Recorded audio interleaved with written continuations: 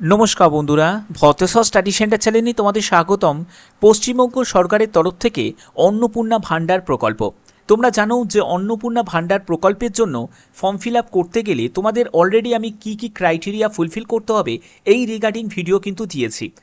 আজকের ভিডিওর মাধ্যমে তোমাদের ফর্ম ফিল আপ কীভাবে করতে হবে, অর্থাৎ একটি ডেমো ফর্ম তোমাদের দেখাবো, যে ফর্মের পিডিএফের মাধ্যমে তোমরা একটা ইনফরমেশন পেতে পারো যে তোমাদের ফর্মের প্যাটার্নটা কেমন থাকবে, কি ফিল আপ করতে হবে, কি ডকুমেন্টস লাগবে, কি ক্রাইটেরিয়া তোমাদের ফুলফিল করতে হবে, প্রত্যেকটি তথ্য অর্থাৎ এ টু জেড তথ্য তোমাদের কাছে তুলে ধরবো আজকের ভিডিওর মাধ্যমে। ভিডিওটা প্রত্যেকের জন্য খুবই ইম্পর্টেন্ট হতে চলেছে।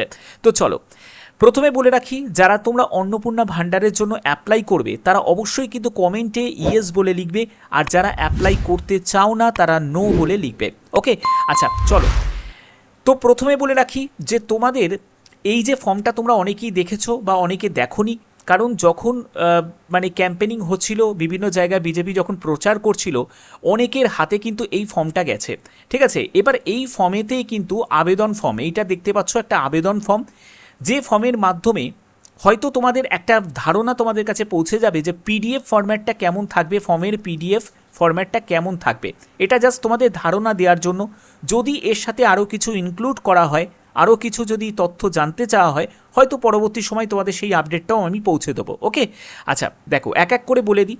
সেটা হলো যে আবেদনকারীর ব্যক্তিগত তথ্য, অর্থাৎ তোমার সম্পূর্ণ ডিটেলসটা এখন চাওয়া হচ্ছে, অর্থাৎ তোমার নাম, প্রথমে তোমার নাম, তারপরে তোমার স্বামীর বা পিতার নাম, ঠিক আছে, তারপরে হচ্ছে জন্ম তারিখ, যেখানে দিন মাস এবং বছর, তারপরে তোমার বয়স কত হচ্ছে সেটা কিন্তু এখানে লিখতে হবে, তারপরে হচ্ছে তোমার এখানে লিঙ্গ, তুমি মহিলা না পুরুষ না অন্যান্য, তো সেটা তোমাদের এখানে লিখতে হবে।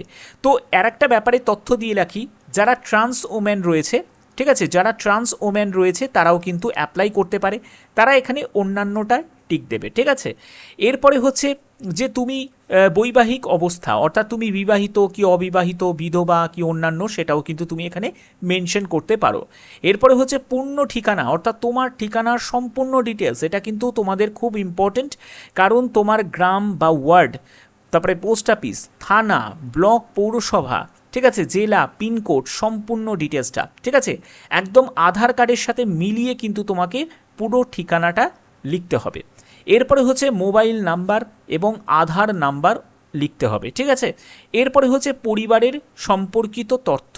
পরিবারের সম্পর্কিত তথ্য হচ্ছে যে তোমার পরিবারের সদস্য সংখ্যা কত, বার্ষিক মোট পারিবারিক আয় কত, সেটা তোমাদের এখানে মেনশন করতে হবে। তারপরে হচ্ছে রেশন কার্ডের নাম্বার, এটাও কিন্তু লাগবে। রেশন কার্ডের ধরন, তোমার কি মানে প্যাটার্নে তোমার রেশন কার্ড রয়েছে সেটা কিন্তু এখানে সিলেক্ট করতে হবে।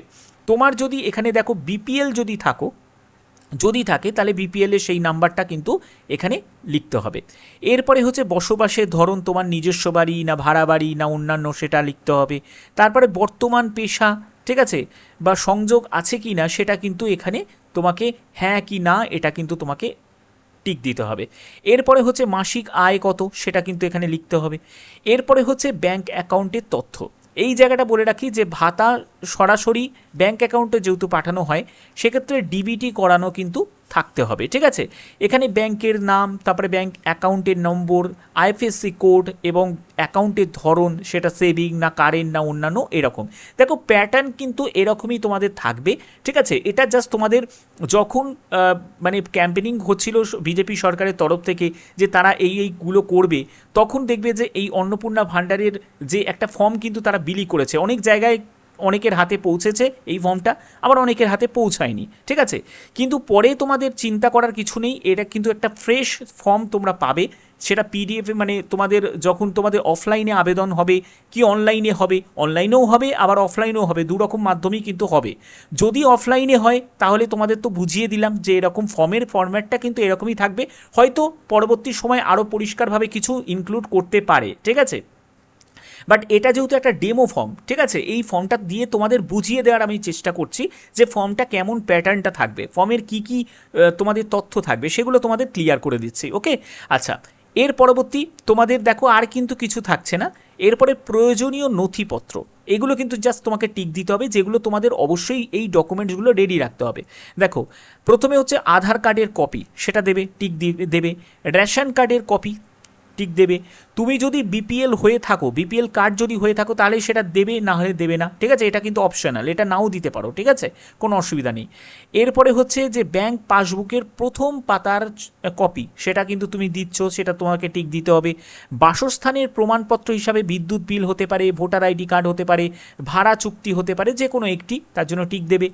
আয়ের প্রমাণপত্র যদি থাকে, দেখো এটা কিন্তু যদি থাকে, তোমরা অনেকেই কিন্তু কনফিউজড হয়ে যাচ্ছিল যে স্যার ইনকাম সার্টিফিকেট, আমি একজন হাউস ওয়াইফ, আমার কেন ইনকাম সার্টিফিকেট চাওয়া হবে? তো এখানে বলেছে কিন্তু যদি থাকে, মানে এটা কিন্তু ম্যান্ডেটারি নয়, অর্থাৎ বিপিএল এর ব্যাপারটাও কিন্তু ম্যান্ডেটারি নয়, এবং আয়ের প্রমাণপত্র অর্থাৎ ইনকাম সার্টিফিকেট এটাও কিন্তু ম্যান্ডেটারি নয়, ঠিক আছে? এরপরে হচ্ছে 1 কপি পাসপোর্ট সাইজের ছবি, এটাও যে দিচ্ছ সেটা তোমাকে টিক দিতে হবে, হয়ে গেল। এরপরে দেখো আর কি বলা হয়েছে, যে আমি ঘোষণা করছি যে ওপরে প্রদত্ত সমস্ত তথ্য আমার জানা মতে সত্য ও সঠিক, কোনো তথ্য মিথ্যা প্রমাণিত হলে সরকার নিয়ম অনুযায়ী যে কোনো পদক্ষেপ গ্রহণ করতে পারে। তো এটা কিন্তু থাকবে, এবং তারপরে তোমাদের তারিখের ব্যাপারটা থাকবে, তারপরে তোমার এখানে একটা সই থাকবে। তো এইটা কিন্তু জাস্ট আমি আবার বলছি, এটা তোমাদের একটা ডেমো ফর্ম দেখালাম, যে ফর্মের মাধ্যমে তোমরা একটা আইডিয়া পেয়ে গেলে যে ফর্মের প্যাটার্নটা কেমন হতে পারে, ঠিক আছে? বাদবাকি কিন্তু তোমাদের সম্পূর্ণ তোমরা তথ্য পেয়ে যাবে, সব জায়গায় দেখবে ব্লকে ব্লকে এরকম তোমাদের ফর্ম কিন্তু বিলি করা হবে, আরও বেশি করে যখন প্রচার হবে তখন কিন্তু ব্যাপারটা হবে, ঠিক আছে? এরপরে তোমাদের আর একটা ব্যাপারে চলে যাচ্ছি, সেটা হলো তোমাদের এলিজিবিলিটি ক্রাইটেরিয়া কি প্রয়োজন। দেখো, মাস্ট বি এ ওম্যান, অর্থাৎ মহিলা প্রার্থী যারা আছে তারাই কিন্তু এখানে অ্যাপ্লাই করতে পারে। একজন প্রার্থী সে কিন্তু মহিলা হতে হবে। তারপরে হচ্ছে তাকে পার্মানেন্ট রেসিডেন্ট হতে হবে ওয়েস্ট বেঙ্গলের, ঠিক আছে? তারপরে তার দেখো ফ্যামিলি ইনকামে, তো সেটা আমি তোমাদের বলে দিলাম, সেটার একটা লিমিট হয়তো থাকতে পারে। এরপরে হচ্ছে যে অ্যাক্টিভ ব্যাঙ্ক অ্যাকাউন্ট থাকতে হবে, এবং সেটা কিন্তু সেভিং অ্যাকাউন্ট কিন্তু থাকতে হবে, এটা কিন্তু মাথায় রাখবে, ঠিক আছে?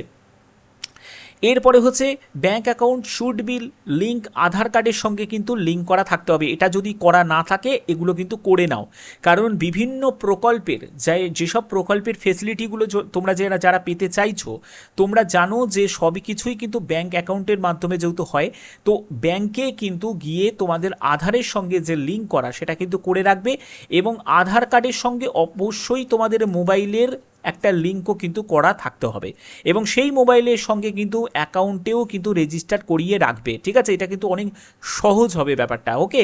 আচ্ছা, এরপরে কিছু তোমাদের মাস্ট বি ভ্যালিড ডকুমেন্টস, অর্থাৎ প্রয়োজনীয় যা যা ডকুমেন্টস সেগুলো কিন্তু প্রয়োজন আছে। এবার কী কী ডকুমেন্টস, সেটা হচ্ছে আধার কার্ড, রেসিডেন্স প্রুফ বা ইনকাম প্রুফ বা ব্যাঙ্ক ডিটেলস, ঠিক আছে, ফটো, এগুলো কিন্তু তোমাদের প্রয়োজন, যেগুলো আমি অলরেডি ক্লিয়ার করে দিয়েছি।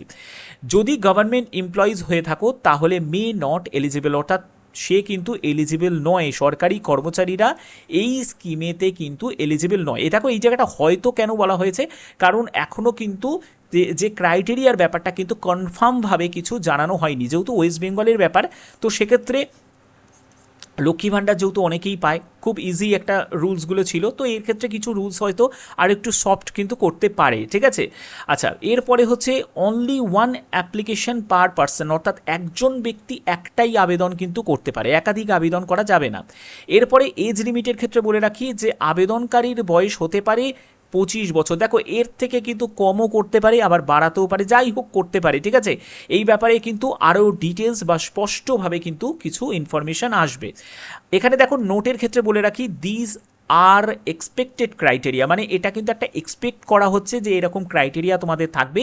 Final rules will be confirm after official announcement, অর্থাৎ অফিসিয়াল অ্যানাউন্সমেন্টের পরে কিন্তু ফাইনালিভাবে কিন্তু তোমাদের রুলসগুলো জানিয়ে দেওয়া হবে। আমি আমার চ্যানেলের মাধ্যমে অবশ্যই তোমাদের কাছে আমি জানিয়ে দেবো, ঠিক আছে? আর একটা ব্যাপার তোমাদের বলে রাখি যে লক্ষ্মীর ভাণ্ডারের ডেটা অনুযায়ীও কিন্তু হতে পারে, ঠিক আছে?